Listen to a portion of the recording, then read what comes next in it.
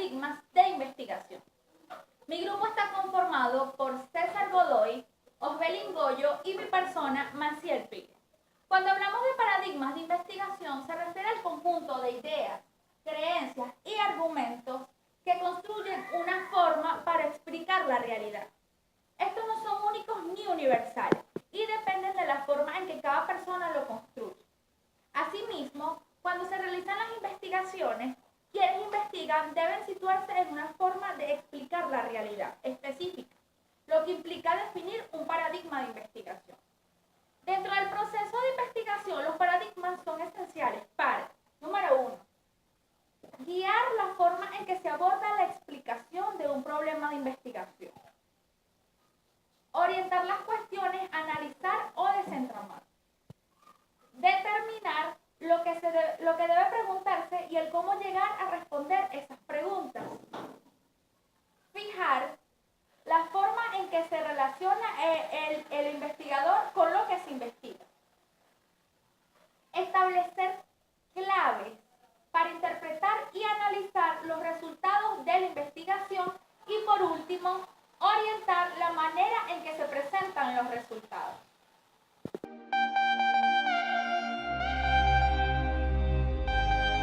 Yo le vengo a hablar sobre lo que es el paradigma de investigación aplicado al área. Este se encarga de dar su mayor esfuerzo para entrar todo lo que es la parte de investigación, para tener todo lo que es el trabajo de una forma, de manera correcta, y este se encargará de mantener todos los lineamientos para realizar un trabajo desde el área de investigación. Además de esto, hay varios tipos de áreas los cuales se va a encargar el paradigma de investigación para entrar y dar una información correcta de todas este tipo de áreas. Por lo menos podemos dar como ejemplo lo que es el área de salud, el área de educación, el área social, el área de publicidad, entre otros tipos de áreas. Acá yo le voy a explicar 3 tipos de áreas, pero en realidad existen varios tipos de áreas. Tenemos la parte de área de salud. Es la encargada de establecer todo lo que es la parte de medicamentos, y además de esto se encargará de establecer en la parte de que es la salud mental, lo que es la parte de parte respirativa y entre otras cosas. Hablamos de la parte de publicidad. Para esta parte investigativa se necesita lo que es la parte de persuasión. Además de esto se necesita tener un buen rol a nivel de publicitario y a nivel de marketing. Desde la parte social se trabaja todo lo que es la parte familiar, el entorno en que se trabaja de una manera en que el grupo o el equipo esté establecido de manera social, y además de eso pueden existir varios tipos de socialización que las podemos tener, como lo que es el WhatsApp, el Instagram, entre otros tipos de comunicación, ya sea de manera presencial o ya sea de manera virtual.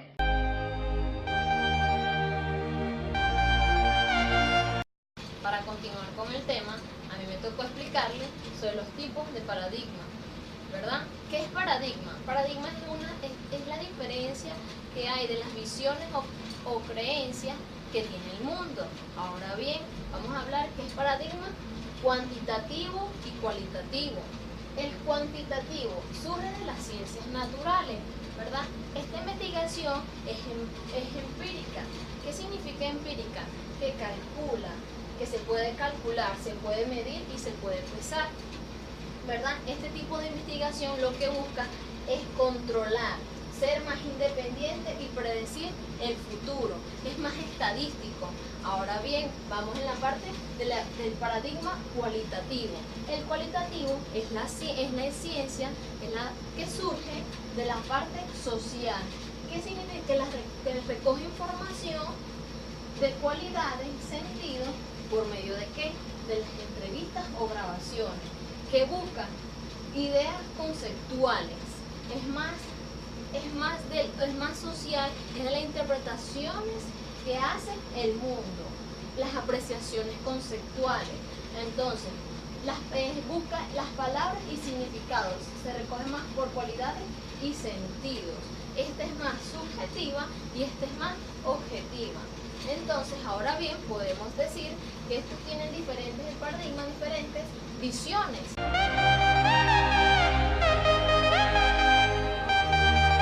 yo le vengo a hablar sobre lo que es el paradigma de emergente. Este se encarga de buscar las realidades para construir el mejoramiento de lo que se está investigando.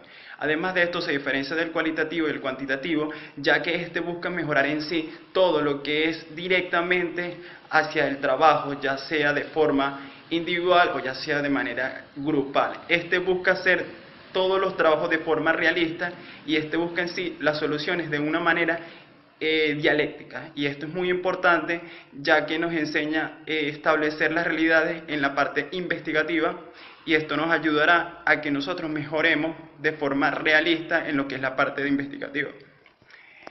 Como aquí vemos en la lámina, podemos ver que la parte del paradigma emergente nos enseñará a qué lugar ir, si podemos dirigirnos hacia el lado derecho o si nos podemos dirigir al lado izquierdo. También nos explica que todo pensamiento debe ser estructurado de forma realista y de forma concisa y dialéctica. Esto nos ayudará a mejorar lo que es la parte del conocimiento que establecemos para todo lo que es el trabajo del área investigativa.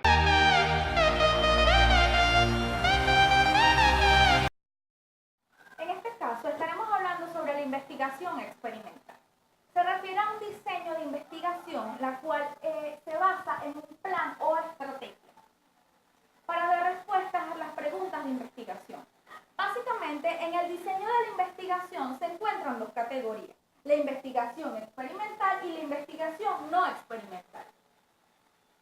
La investigación experimental, cuando estamos hablando de esto, estos son una colección de diseño de investigación que utilizan la manipulación y las pruebas controladas para entender los procesos causales. Por lo general, una o más variables son manipuladas para determinar su efecto sobre una variable dependiente. Para poder entender un poco mejor esto, tendremos que saber qué son las variables.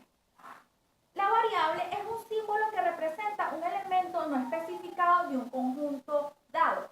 Cuando hablamos en este caso, para dar un ejemplo claro, se tendría que tener una unidad de análisis. En este caso, la unidad de análisis es un individuo. ¿Cuál sería la variable de este individuo? El peso, la edad, la personalidad, el grupo sanguíneo, la estatura, entre otros. La unidad de análisis no solamente puede ser un individuo, sino que puede ser una pareja, un grupo o una organización. La variable se desprende así de una posición de investigación. ¿Cómo sería esto? Se desglosaría en dependientes e independientes. Por eso colocamos aquí a dos personas, la cual una depende de la otra. La independiente depende del independiente para poder existir. La independiente es aquella que no necesita a otra para poder existir. También vamos a hablar sobre la investigación experimental y no experimental. Anteriormente les expliqué qué es lo que significa en sí la investigación experimental. Y como ya les dije, se desglosa en dos. La investigación experimental, en esta clase de diseño, el investigador debe establecer un conjunto de situaciones y relaciones de causa y efecto, bajo condiciones específicas, y aplicar el método científico en el cual observan, miden y evalúan los resultados obtenidos. El diseño experimental puede utilizar diferentes metodologías que dependen de la disponibilidad tanto de recursos materiales como de recursos humanos y el tiempo, el tamaño y los objetivos de la investigación. Entre los principales objetivos de la investigación experimental podemos encontrar como identificar y valorar las variables que tienen mayor influencia sobre las otras, analizar y calcular las variables controlables, analizar el comportamiento de las variables que se combinan entre sí, para poder analizar el comportamiento de las no controladas. Y por último sería identificar el comportamiento que sobre los resultados tienen las variables. Cuando hablamos de la investigación no experimental, se refiere, o ex post facto, como ya lo dije, se desarrolla sin trabajar, manipular, direccionar o intervenir con la variable independiente por parte del investigador de hechos o fenómenos que ya ocurrieron. Otro nombre con el que se conoce, es investigación ex post facto. Los hechos ya ocurrieron, como valga la redundancia. Las variables se relacionan de forma natural entre ellas y se analiza la forma que se presentaron los hechos. La clasificación de los diseños no experimentales se desglosa en dos: los diseños transversales y los diseños longitudinales. Cuando hablamos de los diseños transversales o transeccionales, se recolectan los datos de un momento determinado de la investigación y se analiza la interrelación de las variables. Tenemos un ejemplo aquí, un tiempo específico. Como puse aquí, es necesario establecer el tiempo cuando se pretende alcanzar un objetivo. Y cuando estamos hablando de diseños longitudinales, estudian y analizan los cambios que se producen en los fenómenos a través de seguir la evolución de algunas variables. Para dar un ejemplo de lo anteriormente expuesto, de la investigación experimental y no experimental, se podría poner a prueba a una persona cuando hablamos de la experimental. Hay que hacer molestar al individuo para poder recoger esa serie de datos y así poder proseguir con la investigación. Cuando hablamos de la no experimental, solamente se va a observar al individuo cómo actúa sobre alguna reacción que presenta. Tanto los diseños experimental o no experimental